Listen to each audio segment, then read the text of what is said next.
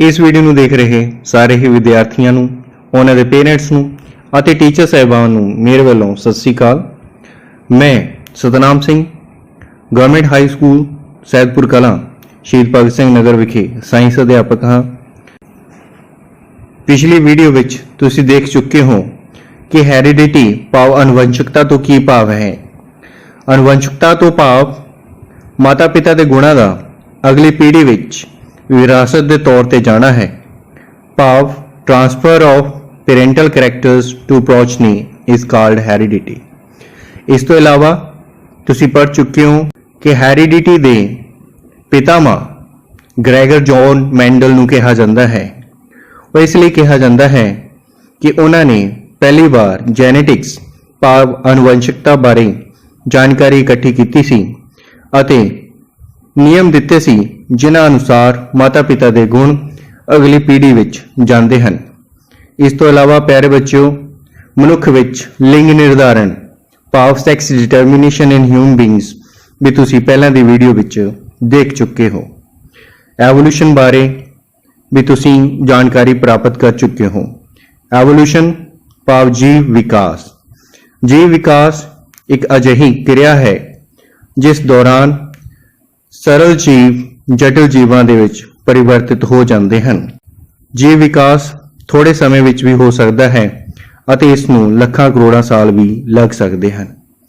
प्यारे बच्चों अज की इस वीडियो विच तुसीं जीव विकास नाल संबंधित अलग अलग सिद्धांतां अते जीव विकास के पक्ष विच सबूतां बारे जानकारी प्राप्त करोगे।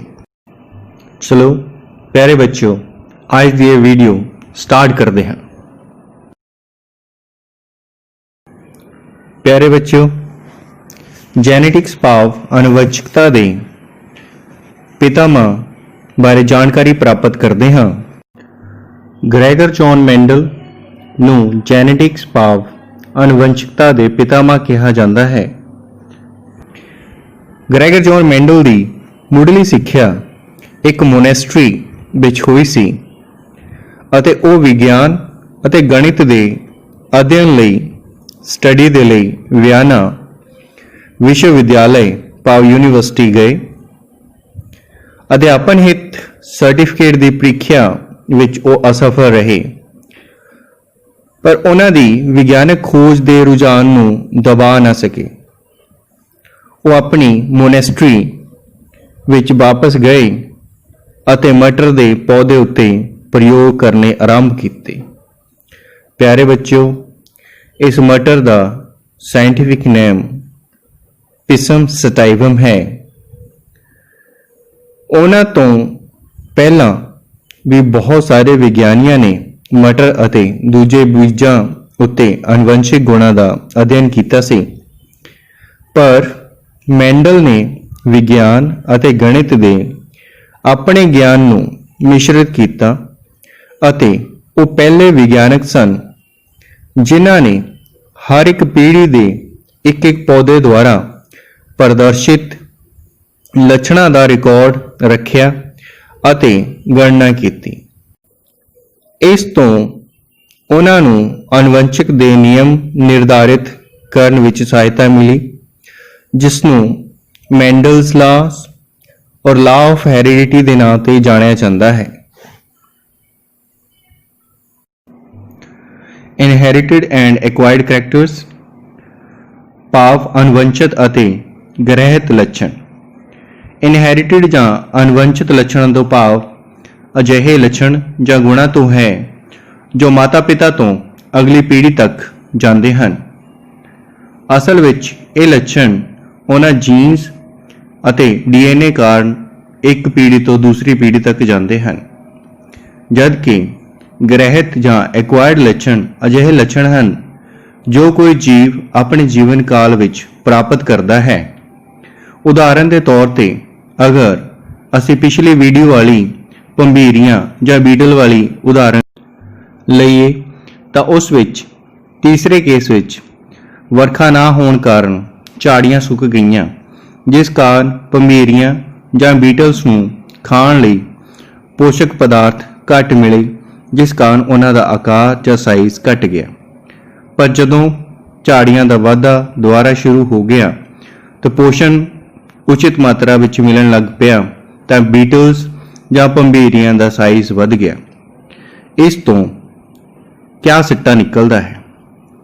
ਇਸ ਤੋਂ ਇਹ ਸਿੱਟਾ ਨਿਕਲਦਾ ਹੈ ਕਿ ਭੰਬੀਰੀਆਂ ਦਾ ਜੋ ਸਾਈਜ਼ ਜਾਂ ਆਕਾਰ ਦਾ ਘਟਣਾ ਹੈ ਉਹ ਅਨੁਵੰਸ਼ਿਕ ਨਹੀਂ ਹੈ। ਇਸ ਨੂੰ ਅਸੀਂ ਇੱਕ ਸਰਲ ਉਦਾਹਰਣ ਦੇ ਨਾਲ ਵੀ ਸਮਝ ਸਕਦੇ ਹਾਂ। ਮੰਨ ਲਓ ਕਿ ਕੋਈ ਵਿਅਕਤੀ ਵੱਧ ਪੋਸ਼ਣ ਕਾਰਨ ਮੋਟਾ ਹੋ ਜਾਂਦਾ ਹੈ ਤਾਂ ਇਸ ਦਾ ਮਤਲਬ ਇਹ ਨਹੀਂ ਹੈ ਕਿ ਉਸ ਦੀ ਹੋਣ ਵਾਲੀ ਅਗਲੀ ਪੀੜ੍ਹੀ, ਅਗਲੀ ਜਨਰੇਸ਼ਨ ਵੀ ਮੋਟੀ ਹੀ ਪੈਦਾ ਹੋਏਗੀ, ਕਿਉਂਕਿ ਮੋਟਾਪਾ ਜੋ ਹੈ ਉਹ ਅਨੁਵੰਸ਼ਿਕ ਨਹੀਂ ਹੈ। ਇਸ ਨੂੰ ਸਿੱਧ ਕਰਨ ਲਈ ਅਗਸਟ ਵੀਸਮੈਨ ਨੇ 20 ਪੀੜ੍ਹੀਆਂ ਤੱਕ ਚੂਹਿਆਂ ਦੀਆਂ ਪੂਛਾਂ ਕੱਟੀਆਂ ਅਤੇ 21ਵੀਂ ਪੀੜ੍ਹੀ ਵਿੱਚ ਫਿਰ ਪੂਛਾਂ ਵਾਲੇ ਚੂਹੇ ਪੈਦਾ ਹੋਏ ਸੀ। ਇਸ ਤੋਂ ਸਿੱਟਾ ਇਹ ਨਿਕਲਦਾ ਹੈ ਕਿ ਉਹਨਾਂ ਦੀ ਜੀਵਨ ਕਾਲ ਵਿੱਚ ਜੋ ਪੂਛਾਂ ਦਾ ਕੱਟਣਾ ਹੈ ਉਹ ਅਨੁਵੰਸ਼ਿਤ ਨਹੀਂ ਹੈ, ਉਹ ਉਹਨਾਂ ਦੇ ਗ੍ਰਹਿਤ ਭਾਵ ਐਕਵਾਇਰਡ ਲੱਛਣ ਹੈ। ਕੋਈ ਵੀ ਕਾਰਕ ਜਾਂ ਲੱਛਣ ਜਦੋਂ ਜਰਮ ਸੈੱਲ ਜਾਂ ਜਣਨ ਸੈੱਲ ਦੇ DNA ਭਾਵ ਅਣਵੰਸ਼ਕੀ ਪਦਾਰਥ ਤੇ ਪ੍ਰਭਾਵ ਪਾਉਂਦਾ ਹੈ ਤਾਂ ਉਹ ਕਾਰਕ ਜਾਂ ਲੱਛਣ ਅਣਵੰਸ਼ਕੀ ਭਾਵ ਹੈਰੀਡਿਟਰੀ ਹੋ ਜਾਂਦਾ ਹੈ।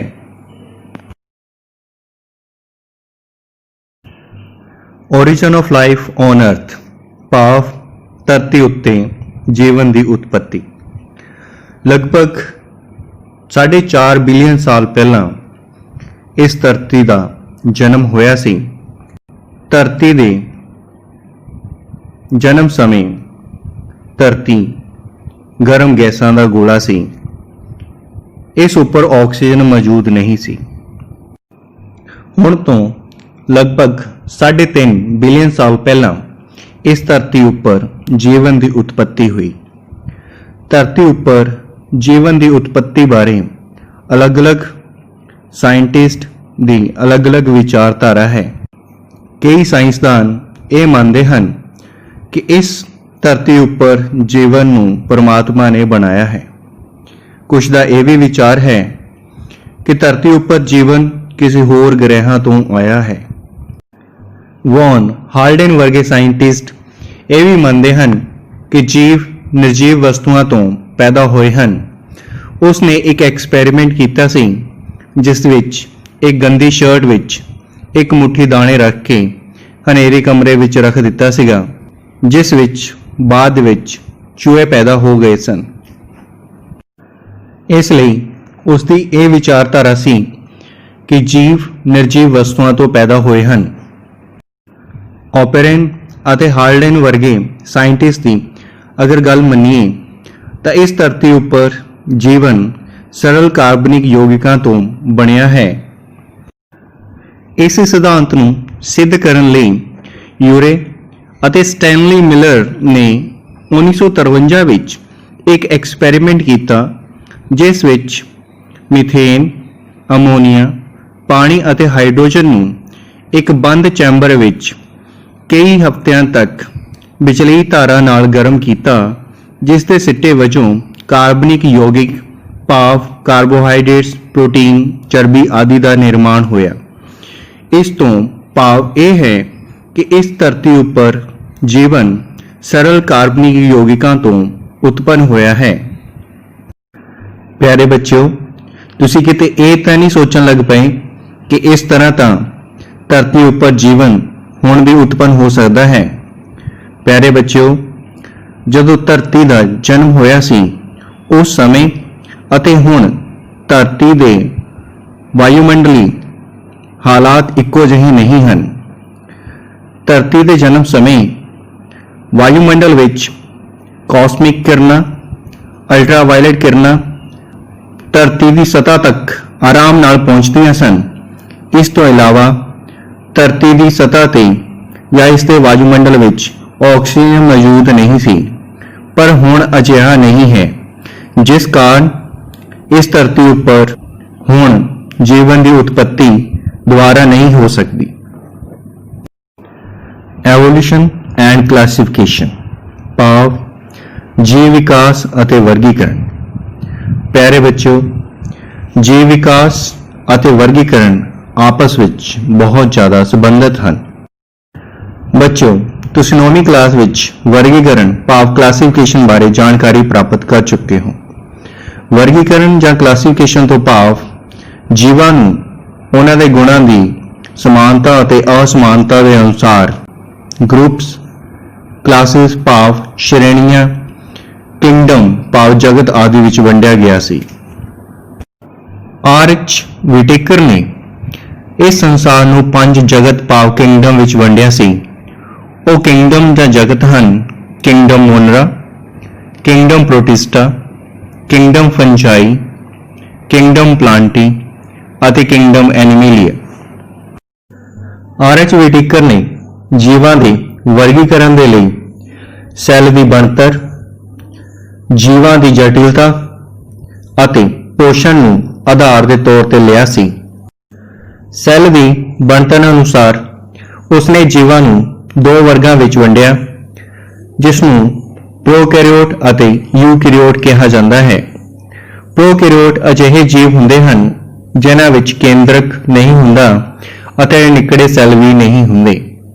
ਇਹਨਾਂ ਪ੍ਰੋਕੈਰੀਓਟ ਨੂੰ ਕਿੰਗਡਮ ਮੋਨਰਾ ਦੇ ਹੇਠ ਰੱਖਿਆ ਗਿਆ, ਜਦਕਿ ਯੂਕੈਰੀਓਟ ਵਿੱਚ ਉਹਨਾਂ ਦਾ ਆਪਣਾ ਕੇਂਦਰਕ ਹੁੰਦਾ ਹੈ ਅਤੇ ਨਿੱਕੜੇ ਅੰਗ ਹੁੰਦੇ ਹਨ। ਇਹਨਾਂ ਨੂੰ ਜੀਵਾਂ ਦੇ ਸਰੀਰ ਦੀ ਜਟਿਲਤਾ ਅਨੁਸਾਰ ਫਿਰ 2 ਭਾਗਾਂ ਵਿੱਚ ਵੰਡ ਦਿੱਤਾ ਗਿਆ, ਜਿਨ੍ਹਾਂ ਨੂੰ ਯੂਨੀਸੈਲਰ ਭਾਵ ਇੱਕ ਸੈਲੀ ਜੀਵ ਅਤੇ ਬਹੁਸੈਲੀ ਜੀਵਾਂ ਵਿੱਚ ਵੰਡਿਆ ਗਿਆ। ਇੱਕ ਸੈਲੀ ਯੂਕੈਰੀਓਟਿਕ ਜੀਵਾਂ ਨੂੰ ਪ੍ਰੋਟਿਸਟਾ ਹੇਠ ਰੱਖਿਆ ਗਿਆ, ਜਦਕਿ ਮਲਟੀਸੈਲੂਲਰ ਭਾਵ ਬਹੁਸੈਲੀ ਜੀਵਾਂ ਨੂੰ ਪੋਸ਼ਣ ਅਤੇ ਸੈੱਲ ਬਣਤਰ ਅਨੁਸਾਰ 3 ਭਾਗਾਂ ਵਿੱਚ ਵੰਡ ਦਿੱਤਾ ਗਿਆ। ਉਹ 3 ਭਾਗ ਸਨ: ਕਿੰਗਡਮ ਫੰਜਾਈ ਭਾਵ ਉੱਲੀ, ਕਿੰਗਡਮ ਪਲਾਂਟੀ ਅਤੇ ਕਿੰਗਡਮ ਐਨੀਮੇਲੀਆ ਭਾਵ ਕਿੰਗਡਮ ਜੰਤੂ। ਪਿਆਰੇ ਬੱਚਿਓ, ਜੇਕਰ ਹੁਣ ਇਸ ਧਰਤੀ ਉੱਪਰ ਜੀਵਾਂ ਦੀ ਉਤਪਤੀ ਅਤੇ ਵਿਕਾਸ ਬਾਰੇ ਗੱਲ ਕਰੀਏ ਤਾਂ ਇਸ ਧਰਤੀ ਉੱਪਰ ਸਭ ਤੋਂ ਪਹਿਲਾਂ ਸਰਲ ਜੀਵ ਪੈਦਾ ਹੋਏ ਸਨ, ਜਿਨ੍ਹਾਂ ਵਿੱਚ ਨਾ ਤਾਂ ਆਪਣਾ ਕੇਂਦਰਕ ਸੀ ਅਤੇ ਨਾ ਹੀ ਉਹਨਾਂ ਵਿੱਚ ਨਿੱਕੜੇ ਅੰਗ ਸਨ। ਕਹਿਣ ਦਾ ਭਾਵ ਇਹ ਹੈ ਕਿ ਧਰਤੀ ਦੇ ਜਨਮ ਤੋਂ ਬਾਅਦ ਇਸ ਧਰਤੀ ਉੱਪਰ ਸਭ ਤੋਂ ਪਹਿਲਾਂ ਬੈਕਟੀਰੀਆ ਵਰਗੇ ਜੀਵ ਪੈਦਾ ਹੋਏ ਸਨ, ਜਿਨ੍ਹਾਂ ਨੂੰ ਆਰ.ਐਚ. ਵਿਟੇਕਰ ਨੇ ਮੋਨਰਾ ਜਗਤ ਵਿੱਚ ਰੱਖਿਆ ਗਿਆ ਹੈ। ਬੈਕਟੀਰੀਆ ਜਾਂ ਜੀਵਾਣੂਆਂ ਦੀ ਉਤਪਤੀ ਤੋਂ ਬਾਅਦ ਇਸ ਧਰਤੀ ਉੱਪਰ ਅਜਿਹੇ ਜੀਵਾਂ ਦਾ ਜਨਮ ਹੋਇਆ ਜਿਨ੍ਹਾਂ ਵਿੱਚ ਆਪਣਾ ਕੇਂਦਰਕ ਸੀ ਅਤੇ ਆਪਣੇ ਨਿੱਕੜੇ ਅੰਗ ਭਾਵ ਆਰਗੇਨੈਲਿਸ ਮੌਜੂਦ ਸਨ, ਜਿਨ੍ਹਾਂ ਨੂੰ ਯੂਕੈਰੀਓਟ ਵੀ ਕਿਹਾ ਜਾਂਦਾ ਹੈ। ਇਹਨਾਂ ਵਿੱਚ ਕੁਝ ਅਜਿਹੇ ਜੀਵ ਸਨ ਜਿਨ੍ਹਾਂ ਦਾ ਸਰੀਰ ਸਿਰਫ ਇੱਕ ਸੈੱਲ ਤੋਂ ਮਿਲ ਕੇ ਬਣਿਆ ਹੁੰਦਾ ਹੈ, ਜਿਨ੍ਹਾਂ ਨੂੰ ਆਰ.ਐਚ. ਵਿਟੇਕਰ ਨੇ ਕਿੰਗਡਮ ਭਾਵ ਜਗਤ ਪ੍ਰੋਟਿਸਟਾ ਵਿੱਚ ਰੱਖਿਆ ਹੈ। ਇੱਕ ਸੈਲੀ ਯੂਕੈਰੀਓਟ ਜੀਵਾਂ ਤੋਂ ਅਜਿਹੇ ਬਹੁਸੈਲੀ ਜੀਵ ਭਾਵ ਮਲਟੀਸੈਲੂਲਰ ਆਰਗੇਨਿਜ਼ਮ ਪੈਦਾ ਹੋਏ, ਜੋ ਪੋਸ਼ਣ ਦੇ ਲਈ ਮਰੀਆਂ ਹੋਈਆਂ ਗਲੀਆਂ ਹੋਈਆਂ ਵਸਤੂਆਂ ਤੇ ਨਿਰਭਰ ਕਰਦੇ ਸਨ। ਉਹਨਾਂ ਨੂੰ ਆਰ.ਐਚ. ਵਿਟੇਕਰ ਅਨੁਸਾਰ ਕਿੰਗਡਮ ਫੰਜਾਈ ਵਿੱਚ ਰੱਖਿਆ ਗਿਆ ਹੈ ਅਤੇ ਬਾਅਦ ਵਿੱਚ ਕਿੰਗਡਮ ਪਲਾਂਟੀ ਅਤੇ ਕਿੰਗਡਮ ਐਨੀਮੇਲੀਆ ਭਾਵ ਪੌਦਾ ਜਗਤ ਅਤੇ ਜੀਵ ਜਗਤ ਪੈਦਾ ਹੋਏ ਸਨ। ਇਸ ਤਰ੍ਹਾਂ ਅਸੀਂ ਦੇਖਦੇ ਹਾਂ ਕਿ ਕਲਾਸੀਫਿਕੇਸ਼ਨ ਭਾਵ ਵਰਗੀਕਰਨ ਅਤੇ ਜੀਵ ਵਿਕਾਸ ਇੱਕ ਦੂਸਰੇ ਨਾਲ ਬਹੁਤ ਜ਼ਿਆਦਾ ਸੰਬੰਧਿਤ ਹਨ।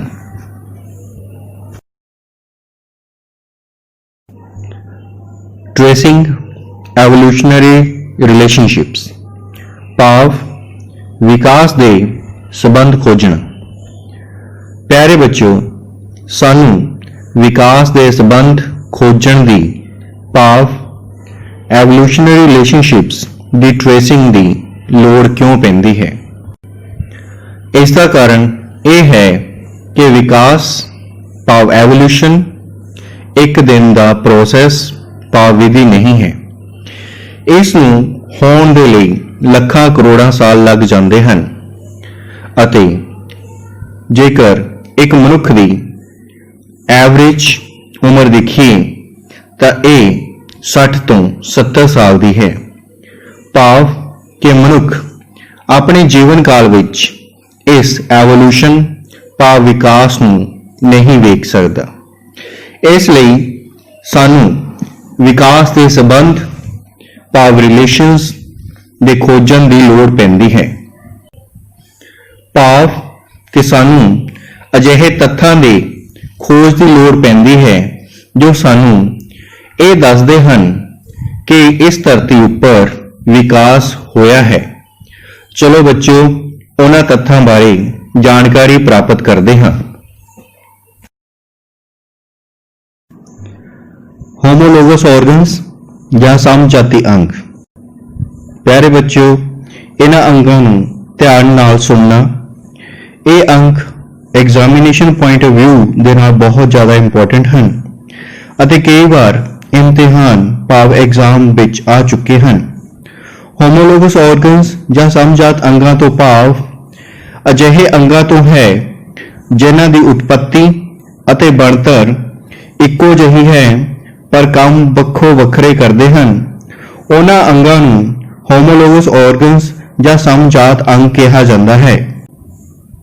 ਉਦਾਹਰਣ ਦੇ ਤੌਰ ਤੇ ਮਨੁੱਖ ਦੀ ਬਾਂਹ, ਘੋੜੇ ਦੀਆਂ ਅਗਲੀਆਂ ਲੱਤਾਂ, ਚਮਗਾਦੜ ਦੇ ਖੰਭ, ਪੰਛੀਆਂ ਦੇ ਖੰਭ ਅਤੇ ਸੀਲ ਦਾ ਫਲਿੱਪਰ, ਇਹ ਸਾਰੇ ਹੋਮੋਲੋਗਸ ਆਰਗਨਸ ਦੀ ਉਦਾਹਰਣ ਹਨ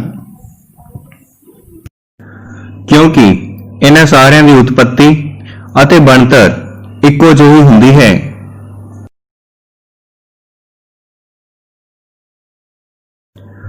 ਇਸੇ ਤਰ੍ਹਾਂ ਪੌਦਿਆਂ ਵਿੱਚ ਵੀ ਸਾਨੂੰ ਹੋਮੋਲੋਗਸ ਜਾਂ ਸਮਜਾਤੀ ਅੰਗਾਂ ਦੀਆਂ ਕਈ ਉਦਾਹਰਨਾਂ ਮਿਲ ਜਾਂਦੀਆਂ ਹਨ।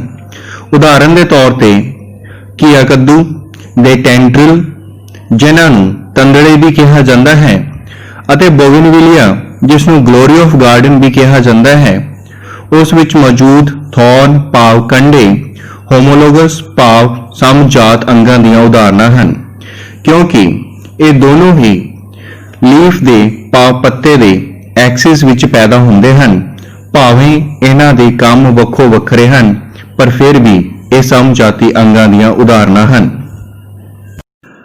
ਹੋਮੋਲੋਗਸ ਜਾਂ ਸਮਜਾਤੀ ਅੰਗਾਂ ਤੋਂ ਸਾਨੂੰ ਇਹ ਜਾਣਕਾਰੀ ਮਿਲਦੀ ਹੈ ਕਿ ਇਹਨਾਂ ਜੀਵਾਂ ਦੇ ਐਂਸੈਸਟਰਸ ਭਾਵ ਪੂਰਵਜ ਇੱਕ ਹੀ ਸਨ ਜਿਨ੍ਹਾਂ ਨੇ ਵੱਖ-ਵੱਖ ਵਾਤਾਵਰਣੀ ਪਰਿਸਥਿਤੀਆਂ ਵਿੱਚ ਰਹਿਣ ਦੇ ਲਈ ਆਪਣੇ ਅੰਗਾਂ ਨੂੰ ਮੋਡੀਫਾਈ ਭਾਵ ਅਨੁਕੂਲਿਤ ਕਰ ਲਿਆ, ਜਿਸ ਕਾਰਨ ਉਹਨਾਂ ਦੇ ਅੰਗ ਵੱਖ-ਵੱਖ ਕੰਮ ਕਰਨ ਲੱਗ ਪਏ।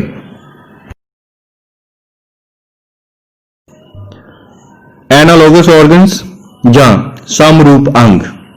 ਪਿਆਰੇ ਬੱਚਿਓ, ਐਗਜ਼ਾਮੀਨੇਸ਼ਨ ਲਈ ਇਹ ਵੀ ਬਹੁਤ ਇੰਪੋਰਟੈਂਟ ਹੈ। ਇਹ ਵੀ ਕਈ ਵਾਰ ਐਗਜ਼ਾਮ ਵਿੱਚ ਆਇਆ ਹੈ। ਐਨਾਲੋਗਸ ਜਾਂ ਸਮਰੂਪ ਅੰਗ ਅਜਿਹੇ ਅੰਗ ਹੁੰਦੇ ਹਨ ਜਿਨ੍ਹਾਂ ਦੀ ਉਤਪਤੀ ਅਤੇ ਬਣਤਰ ਵੱਖ-ਵੱਖ ਹੁੰਦੀ ਹੈ ਪਰੰਤੂ ਕੰਮ ਇੱਕੋ ਜਿਹਾ ਕਰਦੇ ਹਨ। ਉਹਨਾਂ ਨੂੰ ਐਨਾਲੋਗਸ ਜਾਂ ਸਮਰੂਪ ਅੰਗ ਕਿਹਾ ਜਾਂਦਾ ਹੈ। ਉਦਾਹਰਣ ਦੇ ਤੌਰ ਤੇ ਪੰਛੀਆਂ ਅਤੇ ਕੀੜੇ ਮਕੌੜਿਆਂ ਦੇ ਖੰਭ। ਦੇਖਿਆ ਜਾਏ ਤਾਂ ਪੰਛੀਆਂ ਅਤੇ ਕੀੜੇ ਮਕੌੜਿਆਂ ਦੇ ਖੰਭ ਦੀ ਬਣਤਰ ਇੱਕੋ ਜਿਹੀ ਨਹੀਂ ਹੈ ਪਰੰਤੂ ਇਹ ਦੋਨੋਂ ਇੱਕੋ ਜਿਹਾ ਕੰਮ ਕਰਦੇ ਹਨ ਭਾਵ they are used to fly ਭਾਵ ਇਹ ਉੜਨ ਲਈ ਵਰਤੇ ਜਾਂਦੇ ਹਨ। ਇਸ ਲਈ ਇਹਨਾਂ ਨੂੰ ਐਨਾਲੋਗਸ ਜਾਂ ਸਮਰੂਪ ਅੰਗ ਕਿਹਾ ਜਾਂਦਾ ਹੈ। ਐਨਾਲੋਗਸ ਭਾਵ ਸਮਰੂਪ ਅੰਗਾਂ ਦੀ ਇੱਕ ਹੋਰ ਉਦਾਹਰਣ ਆਲੂ ਅਤੇ ਸ਼ੱਕਰਕੰਦੀ ਹੈ। ਆਲੂ ਇੱਕ ਤਣਾ ਹੈ ਜੋ ਕਿ ਜ਼ਮੀਨ ਹੇਠ ਪਾਇਆ ਜਾਂਦਾ ਹੈ, ਜਦਕਿ ਸ਼ੱਕਰਕੰਦੀ ਇੱਕ ਰੂਟ ਭਾਵ ਜੜ ਹੈ। ਪਰ ਦੋਹਾਂ ਦਾ ਮੁੱਖ ਕੰਮ ਭੋਜਨ ਨੂੰ ਭੰਡਾਰ ਕਰਨਾ ਹੈ। ਇਸ ਲਈ ਇਹ ਐਨਾਲੋਗਸ ਭਾਵ ਸਮਰੂਪ ਅੰਗਾਂ ਦੀ ਉਦਾਹਰਣ ਹੈ। ਐਨਾਲੋਗਸ ਜਾਂ ਸਮਰੂਪ ਅੰਗਾਂ ਤੋਂ ਇਹ ਪਤਾ ਚੱਲਦਾ ਹੈ ਕਿ ਵੱਖ-ਵੱਖ ਪੂਰਵਜਾਂ ਦੇ ਸੰਤਾਨ ਇੱਕੋ ਜਿਹੀ ਵਾਤਾਵਰਣ ਪਰਿਸਥਿਤੀਆਂ ਵਿੱਚ ਇੱਕੋ ਤਰ੍ਹਾਂ ਦੇ ਗੁਣ ਪ੍ਰਾਪਤ ਕਰ ਲੈਂਦੇ ਹਨ ਅਤੇ ਆਪਣੇ ਸਰੀਰ ਨੂੰ ਵਾਤਾਵਰਣ ਅਨੁਸਾਰ ਅਨੁਕੂਲਿਤ ਕਰ ਲੈਂਦੇ ਹਨ। ਐਂਬਰੀਓਲੋਜੀਕਲ ਐਵੀਡੈਂਸਿਸ ਆਫ ਐਵੋਲੂਸ਼ਨ, ਜੈਵਿਕ ਵਿਕਾਸ ਲਈ ਭਰੂਣ ਸੰਬੰਧੀ ਪ੍ਰਮਾਣ। प्यारे बच्चों, बहुसैली जीव भाव मल्टीसैलुलर ऑर्गेनिजम्स ਦਾ ਜੀਵਨ ਇੱਕ ਹੀ ਸੈੱਲ ਤੋਂ ਸ਼ੁਰੂ ਹੁੰਦਾ ਹੈ, ਜਿਸ ਨੂੰ ਜ਼ਾਈਗੋਟ ਜਾਂ ਯੁਗਮਜ ਕਿਹਾ ਜਾਂਦਾ ਹੈ। ਇਸ ਜ਼ਾਈਗੋਟ ਜਾਂ ਯੁਗਮਜ ਵਿੱਚ ਵਿਭਾਜਨ ਹੁੰਦਾ ਹੈ, ਜਿਸ ਨਾਲ ਐਂਬਰੀਓ ਅਤੇ ਬਾਅਦ ਵਿੱਚ ਫੀਟਸ ਬਣਦਾ ਹੈ। ਪਿਆਰੇ ਬੱਚਿਓ, ਇਸ ਸਲਾਈਡ ਵਿੱਚ ਅਗਰ ਤੁਸੀਂ ਸਭ ਤੋਂ ਪਹਿਲੀ ਸਟੇਜ ਦੇਖੋ ਤਾਂ ਉਸ ਵਿੱਚ ਭਰੂਣ ਇੰਨੇ ਇੱਕ ਦੂਜੇ ਨਾਲ ਮਿਲਦੇ ਹਨ ਕਿ ਐਕਸਪਰਟ ਵਿਅਕਤੀ ਵੀ ਇਹ ਪਹਿਚਾਣ ਨਹੀਂ ਸਕਦਾ ਕਿ ਕਿਹੜਾ ਭਰੂਣ ਕਿਸ ਜੀਵ ਦਾ ਹੈ। ਇਸ ਤੋਂ ਇਹ ਪਤਾ ਚੱਲਦਾ ਹੈ ਮਲਟੀਸੈਲਰ ਆਰਗੇਨਿਜ਼ਮ ਭਾਵ ਬਹੁਸੈਲੀ ਜੀਵਾਂ ਦੇ ਪੂਰਵਜ ਇੱਕ ਹੀ ਸਨ, ਜਿਸ ਤੋਂ ਵੱਖ-ਵੱਖ ਕਿਸਮ ਦੇ ਬਹੁਸੈਲੀ ਜੀਵਾਂ ਦਾ ਵਿਕਾਸ ਹੋਇਆ ਹੈ।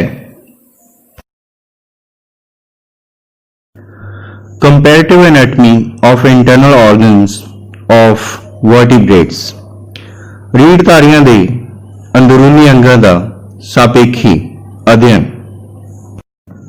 ਪਿਆਰੇ ਬੱਚਿਓ, ਜੇ ਰੀੜ੍ਹਧਾਰੀਆਂ ਦੇ ਅੰਦਰੂਨੀ ਅੰਗਾਂ ਦਾ ਸਾਪੇਖੀ ਅਧਿਐਨ ਕੀਤਾ ਜਾਏ ਤਾਂ ਸਾਨੂੰ ਇਹ ਜਾਣਕਾਰੀ ਪ੍ਰਾਪਤ ਹੁੰਦੀ ਹੈ ਕਿ ਸਭ ਤੋਂ ਪਹਿਲਾਂ ਪੈਦਾ ਹੋਣ ਵਾਲੇ ਜੀਵਾਂ ਦੇ ਅੰਦਰੂਨੀ ਅੰਗ ਸਿੰਪਲ ਭਾਵ ਸਧਾਰਨ ਸਨ ਅਤੇ ਉਸ ਤੋਂ ਬਾਅਦ ਵਿੱਚ ਪੈਦਾ ਹੋਣ ਵਾਲੇ ਜੀਵਾਂ ਦੇ ਅੰਦਰੂਨੀ ਅੰਗਾਂ ਵਿੱਚ ਜਟਿਲਤਾ ਆਉਂਦੀ ਗਈ ਹੈ, ਜਿਸ ਤੋਂ ਸਾਨੂੰ ਇਹ ਪ੍ਰਮਾਣ ਮਿਲਦਾ ਹੈ ਕਿ ਜੈਵਿਕ ਵਿਕਾਸ ਹੋਇਆ ਹੈ। ਜੈਵਿਕ ਵਿਕਾਸ ਤੋਂ ਭਾਵ ਸਰਲ ਜੀਵਾਂ ਤੋਂ ਜਟਿਲ ਜੀਵਾਂ ਦਾ ਬਣਨਾ ਹੈ। ਉਦਾਹਰਨ ਦੇ ਤੌਰ ਤੇ ਰੀੜ੍ਹਧਾਰੀਆਂ ਵਿੱਚ ਸਭ ਤੋਂ ਪਹਿਲੇ ਪੈਦਾ ਹੋਣ ਵਾਲੇ ਜੀਵ ਮੱਛੀਆਂ ਸਨ, ਭਾਵ ਕਿ ਜੀਵਨ ਪਾਣੀ ਵਿੱਚੋਂ ਸ਼ੁਰੂ ਹੋਇਆ ਹੈ। ਇਹਨਾਂ ਮੱਛੀਆਂ ਵਿੱਚ ਦਿਲ ਦੇ ਦੋ ਖਾਨੇ ਸਨ, ਇੱਕ ਔਰੀਕਲ ਅਤੇ ਇੱਕ ਵੈਂਟ੍ਰੀਕਲ। ਮੱਛੀਆਂ ਤੋਂ ਬਾਅਦ ਐਂਫੀਬੀਅਨਸ ਭਾਵ ਜਲਥਲੀ ਜੀਵ ਪੈਦਾ ਹੋਏ ਹਨ। ਜਲਥਲੀ ਜੀਵਾਂ ਤੋਂ ਭਾਵ ਅਜਿਹੇ ਜੀਵਾਂ ਤੋਂ ਹੈ ਜੋ ਜ਼ਮੀਨ ਅਤੇ ਪਾਣੀ ਦੋਹਾਂ ਜਗ੍ਹਾ ਤੇ ਰਹਿ ਸਕਦੇ ਸਨ। ਉਦਾਹਰਨ ਦੇ ਤੌਰ ਤੇ ਡੱਡੂ ਵਗੈਰਾ। ਇਹਨਾਂ ਐਂਫੀਬੀਅਨ ਵਿੱਚ ਦਿਲ ਦੇ 3 ਖਾਨੇ ਹੁੰਦੇ ਹਨ, 2 ਔਰੀਕਲਸ ਅਤੇ 1 ਵੈਂਟ੍ਰੀਕਲ। ਐਂਫੀਬੀਅਨਸ ਤੋਂ ਬਾਅਦ ਰੈਪਟਾਈਲਸ ਭਾਵ ਰੇਂਗਣ ਵਾਲੇ ਜੀਵ ਪੈਦਾ ਹੋਏ ਸਨ। ਇਹਨਾਂ ਰੈਪਟਾਈਲਸ ਭਾਵ ਰੇਂਗਣ ਵਾਲੇ ਜੀਵਾਂ ਵਿੱਚ ਦਿਲ ਦੇ ਅਧੂਰੇ 4 ਖਾਨੇ ਹੁੰਦੇ ਹਨ, ਭਾਵ ਕਿ ਔਰੀਕਲ ਤਾਂ ਪੂਰਨ ਤੌਰ ਤੇ ਵੰਡਿਆ ਹੁੰਦਾ ਹੈ, ਪਰੰਤੂ ਵੈਂਟ੍ਰੀਕਲ ਅੱਧਾ ਵੰਡਿਆ ਹੁੰਦਾ ਹੈ। ਇਸ ਲਈ ਇਸ ਨੂੰ ਅਧੂਰੇ 4 ਖਾਨੇ ਵਾਲਾ ਦਿਲ ਵੀ ਕਿਹਾ ਜਾਂਦਾ ਹੈ। ਰੈਪਟਾਈਲਸ ਭਾਵ ਰੇਂਗਣ ਵਾਲੇ ਜਾਨਵਰਾਂ ਤੋਂ ਬਾਅਦ ਬਰਡਸ ਭਾਵ ਪੰਛੀ ਅਤੇ ਥਣਧਾਰੀ ਜੀਵ, ਜਿਨ੍ਹਾਂ ਨੂੰ ਮੈਮਲ ਕਿਹਾ ਜਾਂਦਾ ਹੈ, ਦਾ ਵਿਕਾਸ ਹੋਇਆ ਹੈ। ਇਹਨਾਂ ਵਿੱਚ ਪੂਰੇ 4 ਖਾਨਿਆਂ ਵਾਲਾ ਦਿਲ ਹੁੰਦਾ ਹੈ, ਜਿਸ ਵਿੱਚ 2 ਔਰੀਕਲ ਅਤੇ 2 ਵੈਂਟ੍ਰੀਕਲ ਹੁੰਦੇ ਹਨ। ਪਿਆਰੇ ਬੱਚਿਓ, ਸ਼ਾਇਦ ਤੁਹਾਨੂੰ ਇਹ ਗੱਲ ਹੁਣ ਕਲੀਅਰ ਹੋ ਗਈ ਹੋਵੇਗੀ ਕਿ ਪਹਿਲਾਂ ਮੁਰਗੀ ਆਈ ਜਾਂ ਪਹਿਲਾਂ ਅੰਡਾ। ਅਸਲ ਵਿੱਚ ਇਹਨਾਂ ਦੋਹਾਂ ਨਾਲੋਂ ਪਹਿਲਾਂ ਰੈਪਟਾਈਲ ਭਾਵ ਰਿੰਗਣ ਵਾਲੇ ਜਾਨਵਰ ਆਏ ਸਨ। ਪੰਛੀ ਇਹਨਾਂ ਰਿੰਗਣ ਵਾਲੇ ਜਾਨਵਰਾਂ ਭਾਵ ਰੈਪਟਾਈਲਸ ਤੋਂ ਪੈਦਾ ਹੋਏ ਹਨ, ਕਿਉਂਕਿ ਰੈਪਟਾਈਲ ਭਾਵ ਰਿੰਗਣ ਵਾਲੇ ਜਾਨਵਰ ਅੰਡੇ ਦਿੰਦੇ ਹਨ। ਇਸ ਲਈ ਮੁਰਗੀ ਅਤੇ ਅੰਡੇ ਨਾਲੋਂ ਪਹਿਲਾਂ ਅੰਡਾ ਆਇਆ ਹੈ ਅਤੇ ਫਿਰ ਮੁਰਗੀ। ਪਿਆਰੇ ਬੱਚਿਓ, ਤੁਸੀਂ ਇਸ ਸਲਾਈਡ ਵਿੱਚ ਜੋ ਦੇਖ ਰਹੇ ਹੋ ਉਹ ਸਭ ਤੋਂ ਪਹਿਲੇ ਪੰਛੀ ਦਾ ਪਥਰਾਟ ਭਾਵ ਫੋਸਿਲ ਹੈ। ਇਸ ਨੂੰ ਆਰਕਿਓਪਟੈਰਿਕਸ ਦਾ ਨਾਮ ਦਿੱਤਾ ਗਿਆ ਹੈ। ਇਸ ਵਿੱਚ ਰੈਪਟਾਈਲ ਭਾਵ ਰੇਂਗਣ ਵਾਲੇ ਜਾਨਵਰ ਅਤੇ ਪੰਛੀ ਦੋਹਾਂ ਦੇ ਗੁਣ ਮੌਜੂਦ ਸਨ, ਜਿਸ ਤੋਂ ਇਹ ਸਿੱਧ ਹੁੰਦਾ ਹੈ ਕਿ ਪੰਛੀ ਰੈਪਟਾਈਲਸ ਭਾਵ ਰੇਂਗਣ ਵਾਲੇ ਜਾਨਵਰਾਂ ਤੋਂ ਹੀ ਵਿਕਸਿਤ ਹੋਏ ਹਨ। ਵੈਸਟੀਜੀਅਲ ਆਰਗਨਸ ਜਾਂ ਅਵਸ਼ੇਸ਼ੀ ਅੰਗ। ਅਜਿਹੇ ਅੰਗ ਜੋ ਕਿਸੇ ਜੀਵ ਦੇ ਪੂਰਵਜਾਂ ਭਾਵ ਅਨਸੈਸਟਰ ਵਿੱਚ ਤਾਂ ਕਿਰਿਆਸ਼ੀਲ ਹੋਣ ਭਾਵ ਫੰਕਸ਼ਨਲ ਹੋਣ ਪਰ ਉਸ ਜੀਵ ਵਿੱਚ ਨਹੀਂ, ਉਹਨਾਂ ਨੂੰ ਵੈਸਟੀਜੀਅਲ ਆਰਗਨਸ ਜਾਂ ਅਵਸ਼ੇਸ਼ੀ ਅੰਗ ਕਿਹਾ ਜਾਂਦਾ ਹੈ। ਵੈਸਟੀਜੀਅਲ ਆਰਗਨਸ ਜਾਂ ਅਵਸ਼ੇਸ਼ੀ ਅੰਗਾਂ ਤੋਂ ਕਿਸੇ ਵੀ ਜੀਵ ਦੇ ਪੂਰਵਜਾਂ ਭਾਵ ਅਨਸੈਸਟਰਸ ਬਾਰੇ ਜਾਣਕਾਰੀ ਪ੍ਰਾਪਤ ਕੀਤੀ ਜਾ ਸਕਦੀ ਹੈ। ਰੋਬਰਟ ਵਿਡਰਸ਼ੀਮ ਅਨੁਸਾਰ ਇਕੱਲੇ ਮਨੁੱਖ ਵਿੱਚ ਹੀ 84 ਵੈਸਟੀਜੀਅਲ ਆਰਗਨਸ ਜਾਂ ਅਵਸ਼ੇਸ਼ੀ ਅੰਗ ਹਨ। ਉਹਨਾਂ ਵਿੱਚੋਂ ਹਨ ਕੰਨ ਦੇ ਵਾਲ, ਨਿਕਟੀਟੇਟਿੰਗ ਮੈਂਬਰੇਨ ਭਾਵ ਅੱਖ ਦੀ ਕੋਇਆ, ਮਨੁੱਖ ਵਿੱਚ ਮੌਜੂਦ ਵਾਲ, ਥਰਡ ਮੋਲਰ ਜਿਸ ਨੂੰ ਵਿਜ਼ਡਮ ਟੀਥ ਜਾਂ ਫਿਰ ਅਕਲਦਾੜ ਵੀ ਕਿਹਾ ਜਾਂਦਾ ਹੈ, ਮਨੁੱਖ ਵਿੱਚ ਨਿੱਪਲ ਦੀ ਮੌਜੂਦਗੀ, ਇਸ ਤੋਂ ਇਲਾਵਾ ਮਨੁੱਖ ਵਿੱਚ ਪੂਛ ਦੀ ਮੌਜੂਦਗੀ ਅਤੇ ਵਰਮੀਫਾਰਮ ਅਪੈਂਡਿਕਸ ਜਿਸ ਨੂੰ ਕਿਰਮ ਰੂਪੀ ਉਪ ਆਂਦਰ ਵੀ ਕਿਹਾ ਜਾਂਦਾ ਹੈ ਆਦਿ। ਉਮੀਦ ਹੈ ਬੱਚਿਓ ਕਿ ਇਹ ਵੀਡੀਓ ਤੁਹਾਨੂੰ ਪਸੰਦ ਆਈ ਹੋਵੇਗੀ। ਇਸ ਵੀਡੀਓ ਨੂੰ ਦੇਖਣ ਦੇ ਲਈ ਤੁਹਾਡਾ ਬਹੁਤ ਬਹੁਤ ਧੰਨਵਾਦ।